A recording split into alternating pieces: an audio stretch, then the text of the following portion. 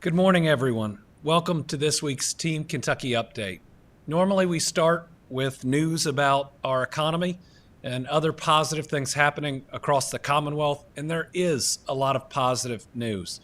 We've moved most of that to next week because of a couple of very significant events or things we're experiencing as a Commonwealth right now. I want to start with the UPS plane crash yesterday in Louisville. At approximately 5:14 p.m. Eastern Time on Tuesday afternoon, UPS Flight 2976 from Louisville, Kentucky to Honolulu, Hawaii, an MD-11 with 3 crew members on board was involved in a catastrophic crash in Louisville. The National Transportation Safety Board should have arrived, and I believe they have in Louisville. They will be the lead in the investigation, and they'll be the primary source on any questions of causation moving forward. I'll be traveling to Louisville again this afternoon to survey the damage with Mayor Craig Greenberg, and we'll address the media again afterwards with another update. Our team will share details on that timing. I want to start by acknowledging the impressive work of so many fire departments that took what was a blazing inferno created by a plane with 38,000 gallons of fuel, of aviation fuel, and were able to contain it. It could have been significantly worse and have, in fact, gotten the situation to where the shelter in place is now so much smaller than anyone would have predicted it would be at this time. Really incredible work by the fire departments. I want to start with the Okolona Fire Department, the main department responding. They've done an incredible job. The Louisville Fire Department, the Louisville Airport Fire Department, Fern Creek Fire Department, Pleasure Ridge Park Fire Department, Fairdale, Anchorage Middletown, Jeffersontown, Zoneton, Mount Washington, Nichols, Lebanon Junction, Southeast Bullitt, LaGrange, Simpsonville, Lexington Fire Department, Bardstown, and Shepherdsville Fire Department. In addition, extra foam to fight the fire came from the Lexington Airport, from CVG, and from Bardstown. In total, over 50 trucks responded. Again, a surge of resources to respond to a very significant explosion and fire. But what that does is it means that all of those available resources are pushed to the site. But through careful planning and through more efforts, we made sure we backfilled the departments that were at the scene. So we want to thank the following fire departments for backfilling to make sure that everyone else was protected during the surge of resources. We want to thank the Vine Grove Fire Department, West Point, Simpsonville, Shelby County. I want to thank other first responders that include the Kentucky National Guard, Kentucky Office of Homeland Security, Louisville EMA, the Airport Police Department, Louisville Metro Police Department, Jefferson County Sheriff's Office, St. Matthews Police Department, Shively Police Department, Kentucky State Police, Louisville Metro EMS, the Metro Sewer District, Louisville Gas and Electric, Kentucky Emergency Management, Kentucky Emergency Management Urban Search and Rescue Task Force 1, Kentucky ERC-ERT, the Jefferson County Emergency Management, the Jefferson County Coroner, the National Weather Service, the FBI, and there are more. There have been over 200 first responders that were on the scene last night, and there is a significant amount of resources in the search and rescue, and ultimately what is probably by now the recovery effort that is occurring. I want to thank everybody who was working overnight when it was dangerous, when there was other flammable or explosive materials, but they were searching to try to find any and all survivors and to locate any bodies to try to give families the closure that they deserve. As of this time, we can confirm that there have been 9 fatalities, but I'm now fairly confident that that number will grow by at least 1. We hope it doesn't grow by too many more. I believe by this afternoon we'll have a pretty good grasp of both the number of fatalities and, if there are any, the number of missing persons that we're still looking for. Remember, there's a Victim Family Reunification Center at the Louisville Metro Police Training Academy, which remains open. That address is 2911 Taylor Boulevard. As of last night, there had been 16 different families there. I think the mayor's providing an update where that number may now have shrank. At least information I'm getting is those families may not line up with the hospital patients, which means we've got to continue to search that site, hope and pray for the best, but know there may be more loss of life that we're going to learn about today.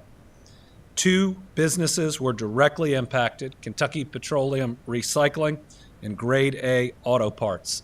Thankfully, a local restaurant that is right there that we had great concern would be impacted and we would lose whoever was in it, was missed and now is helping the search and rescue. We're grateful for them.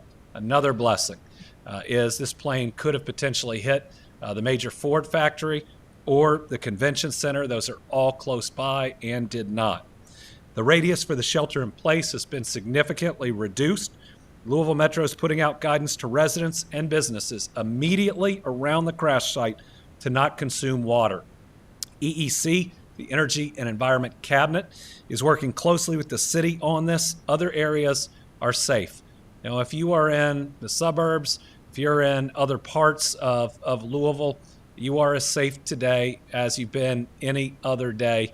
The air is fine, your water is fine, but that immediately around the crash site, we're just trying to be very careful. In new news today, following yesterday's events, I'm declaring a state of emergency to help us deal with this plane crash. It allows us to move resources more quickly through emergency management and the Kentucky National Guard. It allows state resources to be used also through our agencies to be readily available, including disaster resource management, expenses related to response, and more, as well as reimbursement. It's going to help to make sure that groups that are already limited in terms of their funding can get some immediate or short-term help as they wait for reimbursement for the costs that they've expended. Additionally, I've taken action to establish the Team Kentucky Emergency Relief Fund to help those affected by this terrible event. The URL for this site is going to be on the screen.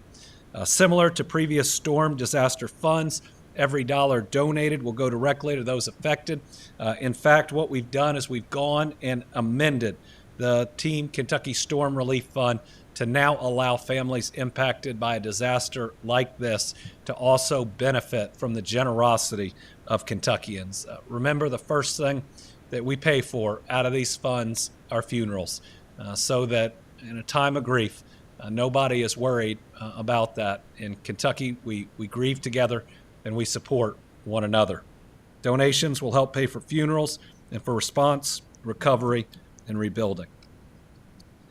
All right, while Kentucky is responding to this crisis in Louisville following yesterday's deadly plane crash, we must also remember the challenges that our families are facing due to a lack of SNAP benefits brought on by the Trump administration. This is a program that was under attack early by the president following the big, ugly bill. That's why in June I wrote a letter to Kentucky's congressional delegation urging them to consider the harmful impacts of this legislation and how it would hit our people, because SNAP is crucial for Kentucky. In our Commonwealth, over 600,000 Kentuckians rely on SNAP. That's 1 of 8 of our people, many of which are kids. These families need this support to avoid going hungry.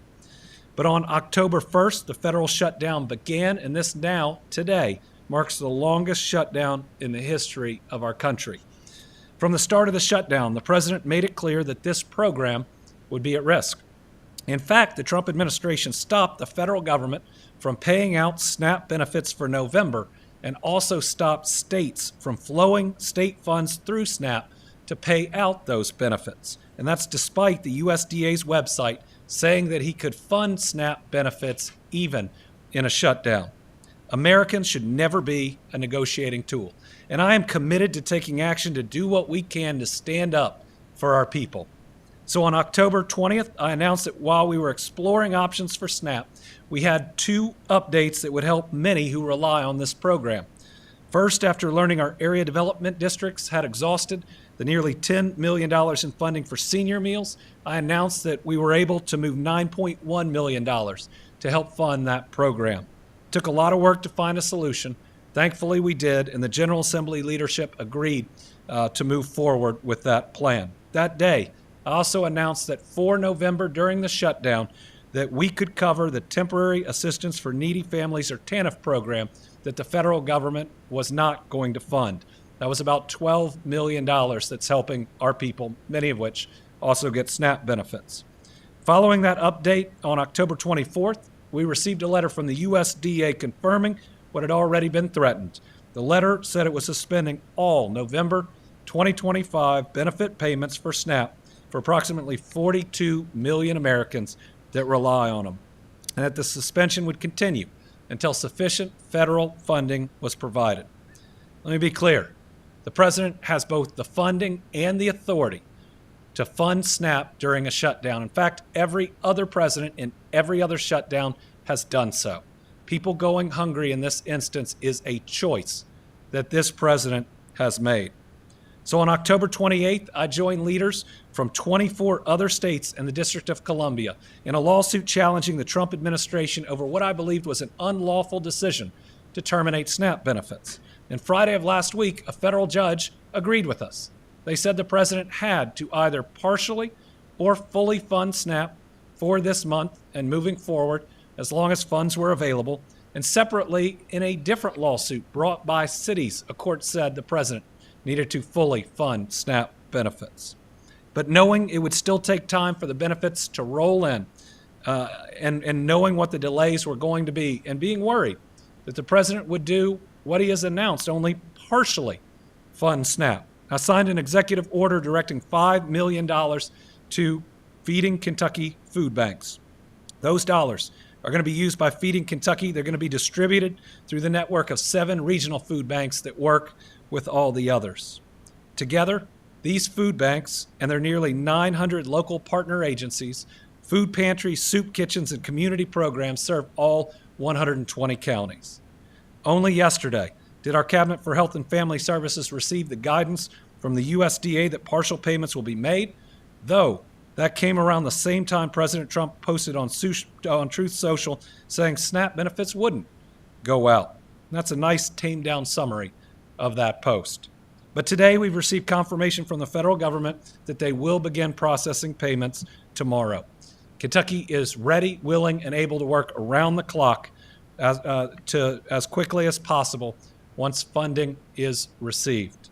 It's important to remember SNAP benefits are typically staggered through the month, and therefore payments will be too. But I can assure you our teams will be working day and night to make it happen. But knowing the benefits aren't there yet, and recognizing the strain on families and on food banks who are stepping up more than usual, I'm taking another step today. I have authorized the Kentucky National Guard, the best guard in the country, to assist in staffing food banks as needed. What this means is that every dollar we're providing to the food banks can go towards purchasing the food, and that we can provide the extra staffing that's needed as they see a surge of families coming in. It'll help ensure Feeding Kentucky and their partner food banks can focus on distributing meals without the hardship of finding additional staff. As the federal shutdown continues, we're also thinking about all the ways that federal workers face hardships, and we're doing what we can to help. One way we're doing this is by urging insurance providers to continue coverage for federal workers so they don't lose that coverage. More than 23,000 Kentucky families are experiencing a loss of income due to the shutdown, something that is no fault of their own. Remember, many have not been paid since mid-October. It's incredibly unfair for them to fear losing coverage on top of concerns about paying rent or groceries or doctor's appointments. In a bulletin we released yesterday, we encouraged insurers to implement the following protective measures for policyholders who are federal employees. Number 1, postpone or withdraw termination of coverage notices that have occurred during the shutdown. Continue that coverage for those federal workers with unpaid premiums for at least another 30 days or 30 days after the shutdown ends. Give our people the time to receive their paychecks and make their payments. Number two, I'm also asking for federal employees to have more time to make payments on premiums and other charges. Insurers are allowed to extend payment periods for Kentuckians in this type of situation. That way, our federal employees can still get services during the shutdown and have more time to pay. I'm also asking for these companies to allow more time for repairs, giving Kentuckians more time to pay for necessary repairs. So if during a routine home inspection, an insurer notes a problem with the roof, the insurer will usually give a time frame that the Kentuckian has to make repairs to that roof. If the repair isn't made within the time frame, the policy's canceled, and that Kentuckian now doesn't have coverage.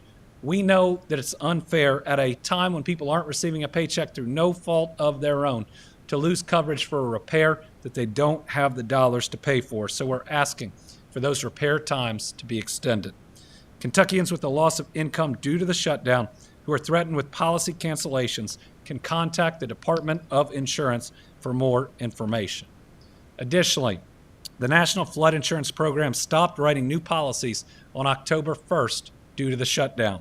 This could have an impact on prospective homeowners whose mortgage company requires flood insurance to complete their purchase of a new home. To assist these buyers, the Department of Insurance has compiled a list of surplus lines of insurance that offer flood insurance coverage and a list of brokers who sell the insurance.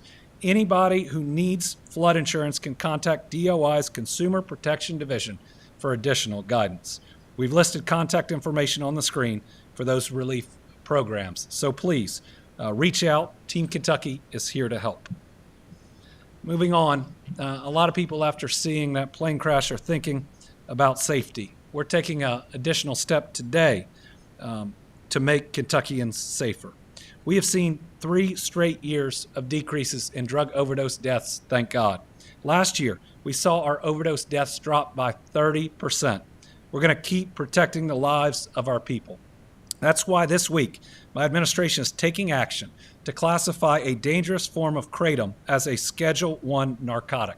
This will make the sale, distribution, and possession of this form of kratom illegal. This is a powerful and addictive drug that has no place in Kentucky. Because of this action, law enforcement and regulatory agencies can get this drug out of communities. Earlier this year, I took the same step with a drug called Designer Xanax. Every step we take to help protect the lives of our people and to continue to make progress in our fight of addiction is worth it. For those struggling with addiction, please remember there's help. Please visit findhelpnowky.org. We care about you. We love you. Help is right there. Just have the courage to make that call. All right. Also, this last Saturday, we lost one of Kentucky's great leaders, our first and only female governor of Kentucky, a friend of mine, Governor Martha Lane Collins. She was a powerhouse, transforming our Commonwealth through major accomplishments, like bringing Toyota to our state for its first U.S. site, and still, it's the largest Toyota manufacturing facility in the world. She created a foundation for us to build a strong future on, and her legacy will continue to benefit Kentucky families for generations. She was a proud Kentuckian, and she'll be greatly missed. As a kid, I got to see her in that role and the strength in which she governed. I remember getting the opportunity to go over to the governor's mansion. She had a dog named Jinx, but just a great person who later would provide good advice, a lot of support, and would continue the great foreign direct investment ties she had to benefit the Commonwealth for decades after she served as governor. Brittany and I are praying for her husband, Bill, for Steve, her son, the entire family, as we remember this remarkable leader who made an undeniable difference in our state. Plans for a service to honor Governor Collins are still underway, and we think we'll have more information in the next day or so. For now, we know that the former governor will lie in the old state capitol this Sunday, with the public able to pay their respects from noon until 3 p.m. We should have more information soon. Finally, our Team Kentucky All-Stars, over the last 5 years, we have been hit by a pandemic, by natural disasters, by mass shootings. We've been hit with a lot. And I think there's a saying that God saves his toughest challenges for his strongest soldiers. And I always see Kentuckians rise to the occasion. And on something like this plane crash, you just see the worst of the worst, almost the unimaginable. But immediately after, we always see the best of the best. Now, after enduring flooding, that's neighbors carrying neighbors to safety.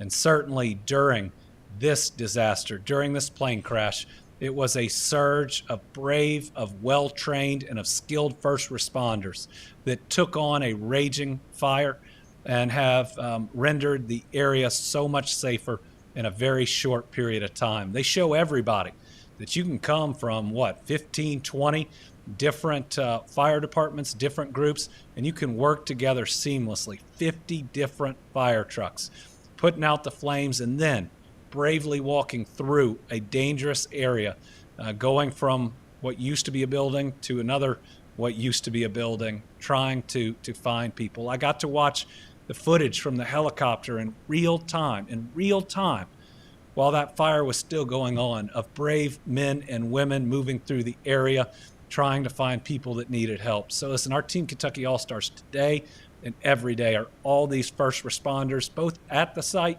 and who do the planning and the execution off-site. Sadly, we've gotten really good at this. The Louisville group, emergency management, everybody they work with is top-notch. The state group is too. By now, we're all on a first-name basis and know just about everything about each other's families too. I hate that that's the case because it means that we have responded time and time again, but I can tell the people of Kentucky that this group is the very best at what they do, and we are so blessed to have them. So they are today's Team Kentucky All-Stars. All right, we've got a couple of journalists that are with us in the room today. We also have about 4 on the line. We'll start with Carolina from WLEX.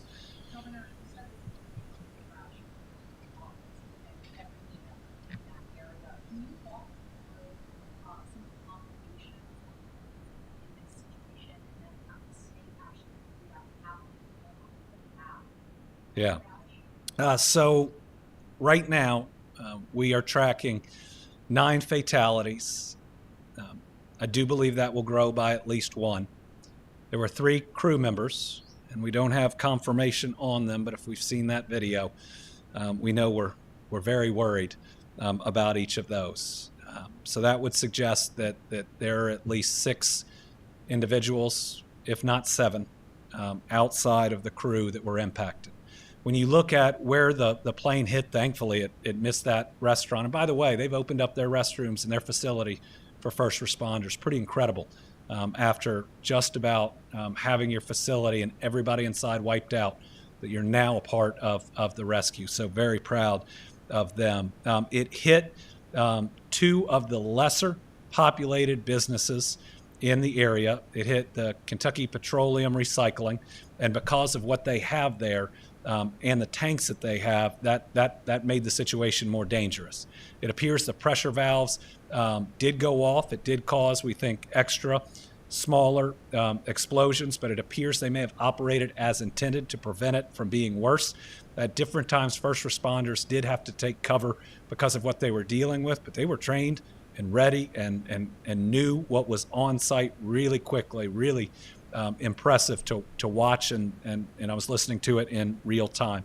It then hit, I think it's called Grade A Auto Parts, which isn't just a store. It's more of a large lot of cars. I don't know if it's a pick-apart, but it looks like one of the pick-apart yards, at least from overhead. So not as densely populated as a number of the other businesses would be. Now, there are some other, we believe, small businesses there, and there are a number of buildings that were fully destroyed or partially destroyed.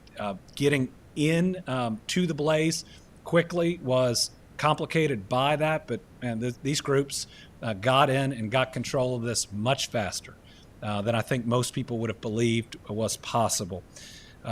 This is very close to the Ford facility, very close. I was talking with their CEO, who we spoke directly, cares about the people in that facility, and Ford leadership has surged in. I think they'll be fully open by this afternoon, but was being very careful with their people. I mean, the images from just the back of their facility are incredible, and how close it is.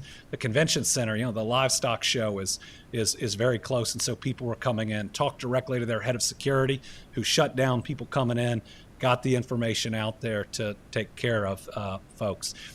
Louisville Emergency Management did a really good job, first with the 5-mile radius, but then very quickly being able to see where the smoke was going, and give a smaller radius for that. And now it's down much tighter. And then we are doing water testing right now in and around the area. And everybody can rest assured that we're going to use all the best science for that and be able to tell them when everything is safe. It's hard to lose 9+ people and consider yourself lucky. And I don't think we're lucky, but it could have been much worse. Do we have Lachlan? Okay, Tom Latek is on the line.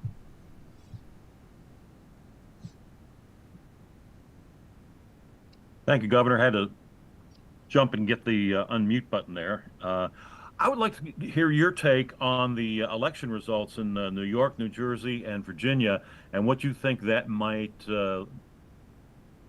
lead the 2026 midterms to. Well, as vice chair of the Democratic Governors Association, I'm very proud that last night we went 2 for 2, and they weren't close. Our gubernatorial candidates both made history. One flipping Virginia, becoming the first female governor of Virginia, winning by, I think, 15 points more than projected. And then Mikey Sherrill in New Jersey becoming governor. This is the first time there's been 3 consecutive Democratic gubernatorial terms in 60 years. Neither of these races were easy. I certainly was directly involved in very significant ways in both of them, but most of the credit should go to those 2 candidates who are great leaders. And the thing that I'm excited the most is that they will govern well. But what you saw across the country were Democrats winning in city council races in South Carolina, statewide PSC races in Georgia. You saw the New York race and many others. And I think it says 2 things. Number one, the American people are so concerned about the American dream slipping away. They are looking for candidates that are focused on their everyday concerns and needs, and that starts with their job and whether they can afford what they need to feed their family, maybe take them on a vacation every once in a while, the ability to afford that next doctor's appointment, to be able to travel safe roads and bridges, to know the school they drop their kids off at is a quality school, and they want to feel safe in their neighborhoods. That's where the Democratic candidates were. That's how they ran, even across different parts of a political spectrum. That's what people were promising. And, I'm putting it out there. I don't want it to be a secret, because I think Republicans, independents, all those candidates should be running the same way. And maybe that's a way to heal the country, to bring everybody back in, to make these issues nonpartisan, and then not to move to the right or the left, but to move forward. But I think the other thing we saw was a very clear statement that politically, President Trump has been a failure in his first year of his second term. The president was involved in and lost the Wisconsin Supreme Court races. He was involved in and lost both of these governor's races. He even endorsed a non-Republican in the mayor's race in New York and lost. So I hope that this gives courage to people who've lacked it in Congress to do their jobs again. I'm not asking them to be a Democrat or an independent. I'm asking them to be a separate branch of government that believes in checks and balances and restores lawfulness to Washington, D.C. Just do your job. There's not a political advantage to not doing your job, and the people of the United States are watching. Okay, we've got WLKY. Okay, we have Sylvia Goodman.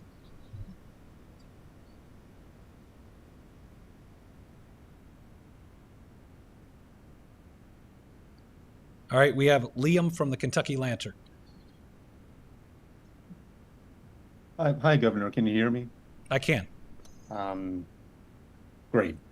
I had a little bit of context before I asked my question. There's an advocacy group called the Kentuckians for Energy Democracy that they say that have organized roughly 40 other organizations to sign on to an effort um, urging you to issue a executive order for a moratorium on stopping utility disconnections during the government shutdown until the next allocation of LIHEAP funding is made available to Kentuckians. The National Energy Assistance Directors Association, which represents state directors of LIHEAP programs, last month called for utilities to suspend shutoffs during the government shutdown. Um, I wanted to ask a little bit of a two-part question. Would you consider such a move? And second, what's your understanding of the status of LIHEAP funds in Kentucky, especially in the context of cuts to the federal LIHEAP office earlier this year? Yeah, let me get you where we are on LIHEAP. I'll certainly consider any information that is sent to me that would help our people during the shutdown. I don't think that I have seen that petition, but if it's reached us, I will make sure that I do. Always willing to consider things that could help the people of Kentucky, especially those that work for our federal government and that aren't receiving a paycheck right now through no fault of their own. Okay.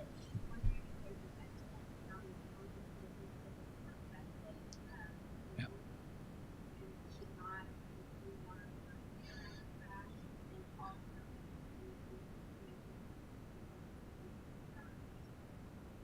What's the last?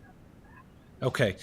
So Sylvia Goodman is asking, do we have an estimate of homes, businesses in the area that are in the radius for water?